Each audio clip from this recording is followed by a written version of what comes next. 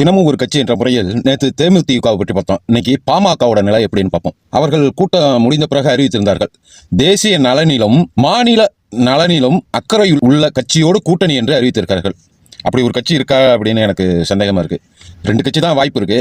ஒன்று பாஜகவோடு கூட்டணி சேரலாம், அல்லது அதிமுகவோடு கூட்டணி சேரலாம். இதில் பாஜகவை எடுத்துக்கொண்டால் மத்திய நலன் மட்டுமே, மாநில நலனில் அக்கறை இல்லாதவர்கள். அதிமுகவை எடுத்துக்கொண்டால் மாநில நலனில் அக்கறை கொண்டவர்கள் என்றுதான் சொல்ல முடியும்.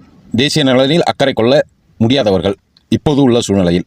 அப்படி இருக்க ஒரு குழப்பமான முடிவாக தான் அறிவித்திருக்கிறார். ஆனாலும் பேச்சுவார்த்தை நடந்து கொண்டிருக்கிறது, கூட்டணி பற்றிய பேச்சுவார்த்தை. முதலாவதாக பாஜகவோடு கூட்டணி சேருவதால் என்ன நடக்கும் அப்படின்னு பார்த்தோம்னா, பாஜகவுக்கு தென் மாநில பகுதிகளில் ஓரளவுக்கு ஆதரவு இருக்கு, வட மாநில பகுதிகளிலும் மத்தியிலும் அந்த அளவுக்கு ஆதரவு இல்லை. பாமகவை எடுத்துக்கொண்டால் வட மாநிலங்களில் முழுமையான அவர்களுக்கென்று ஒரு ஓட்டு வங்கி உள்ளது, தென் மாநிலங்களில் சுத்தமாக ஓட்டு வங்கி